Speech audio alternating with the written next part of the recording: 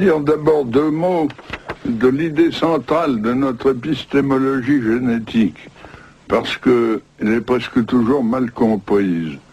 Les uns me prennent pour un empiriste, et même pour un néo-behavioriste, comme l'a fait Berlin, parce que je soutiens que la connaissance part de l'action exercée sur les objets. Or, une action sur les objets, c'est pas du tout la même chose que tirer la connaissance des objets eux-mêmes. Il y a donc là une première confusion. Les autres me trouvent au contraire néo-maturationnistes ou même innéistes, étant donné que je fais appel à l'action du sujet. Mais ils oublient que l'action du sujet, c'est justement une action sur les objets qui a par conséquent interaction et pas action à sens unique. Autrement dit, je ne suis ni empiriste ni innéiste, mais je suis constructiviste. C'est-à-dire que je pense que la connaissance est affaire de continuelle construction nouvelle par interaction avec le réel et ne sont pas préformées. Il y a créativité continuelle. J'aimerais donc montrer en quoi la connaissance n'est pas préformée, ni dans les objets, ni dans le sujet, mais qu'il y a toujours auto-organisation et par conséquent une continuelle construction et reconstruction. Eh bien, pourquoi ne suis-je pas empiriste? L'empiriste pense que la connaissance est une sorte de copie des objets, une copie fonctionnelle, comme disait Hull.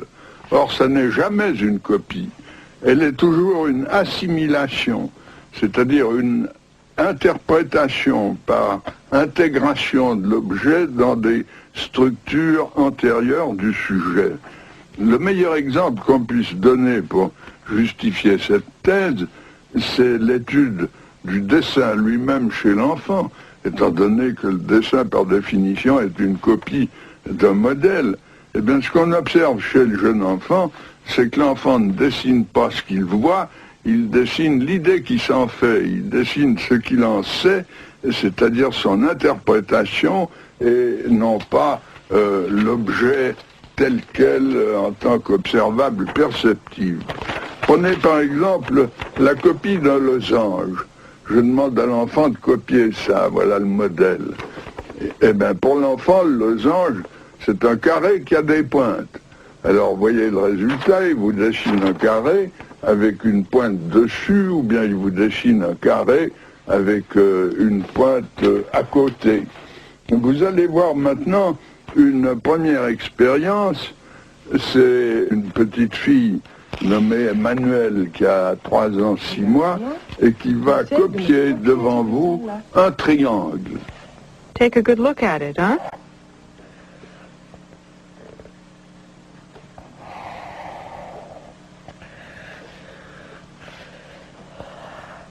Like that. Like that? And then the corners here. Little what? Little points here, see? Yes. Ce triangle, elle le conçoit comme une sorte de carré auquel elle rajoute 3 pointes. Des pointes qui sont d'ailleurs arrondies et pas pointues, mais qui représentent dans son esprit, elle le dit, 3 pointes. Autrement dit, critique de l'empirisme, la connaissance n'est jamais uniquement moulée sur les observables, elle ne consiste pas en observables purs, mais toujours en interprétation par assimilation à des structures préalables. Et alors, de ce point de vue, il lui faut tout construire. Et même les choses qui nous paraissent les plus évidentes pour nous, il doit les construire. Je vous donnerai un petit exemple, ou plutôt vous allez assister à l'expérience avec un enfant. On montre à un enfant une ficelle qui présente cette configuration. On lui demande ce qui se passe si on tire de ce côté-là. Ben, il comprend très bien que si on allonge de ce côté, on va raccourcir de ce côté. Apparemment, il a tout compris. Mais si vous lui demandez est-ce que la longueur totale est la même dans les deux figures, ou bien la même que dans l'objet témoin que vous allez voir dans l'expérience qu'on va faire à l'instant, eh bien il nie la conservation. Ça n'est pas la même longueur totale, quand même il a compris une partie de la transformation. Eh bien que même une conservation aussi élémentaire ne soit construite que vers 7 ou 8 ans, vous montre combien il y a d'écart entre l'inné d'un côté et puis ce qui est peu à peu élaboré, construit, organisé par le sujet. There. So cut it. So we cut it. If we cut it there, will it be just as long? Yes. Is that okay? There. Now listen to me. Now the two strings are just as long? Okay, now this one we'll leave here. Now then, listen to this. If I pull this string like this, what's going to happen? This one will be big, and that one will be little. Where will it be little? There. And where will it be big? There. Okay, there it will be big, and here it will be little. Okay, so shall we do it? Yes. There, is it? Is that right? Good. Now tell me this. This string from this end to this end, is it still just as long as that one, or is it not just as long as that one?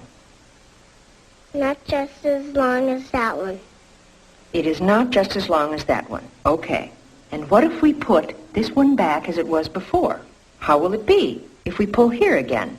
This one will be like this one. This one will be like this one. And where will the big part be? There. Yes, and where will the little part be? There. Okay, so we pull like that. And now the string from this end to that end, is it just as long as that one? Yeah. Yes? Yeah. Okay. And if we pull again, there, like that, are they just as long, both of them? No. No. Disons maintenant quelques mots des structures opératoires. J'entends par là des systèmes de transformation exécutés par le sujet, donc le prolongement des actions du sujet, mais de transformations qui peuvent se composer entre elles et donner un système fermé. Exemple, une classification ou bien une sériation dont vous verrez tout à l'heure un exemple expérimental, ou bien une table à double entrée ou tout ce que vous voulez. Et pour ce qui est des opérations, je les définirai comme des transformations ou actions du sujet et qui peuvent être retournées, qui sont réversibles. Exemple, l'addition dont l'inverse est la soustraction. Nous allons constater, d'abord voir comment se constitue une structure qu'est la sériation. Yes. They're like stairs, aren't they? Okay. I'm going to give you these sticks here, and you try to put them together so they make stairs. Okay? Put them there, okay? Good. I'm spreading them out a little bit. Les jeunes enfants, antérieurement aux opérations, au niveau préopératoire, se bornent à faire des couples, des petits et des grands. Et le premier des sujets que vous allez voir, Barbara, à 3 ans, 6 mois, ne se borne à disposer ses bâtons qu'en petits et en grands. Little ones go there. The little ones go there? And the big ones? There. Well then, put them... Can you show me once again, a little louder? The big one's here, the big one's here, the big one's here, the big one's here, the little one's here. Yes, that's fine. You put the big ones here and then the little ones here. That's fine.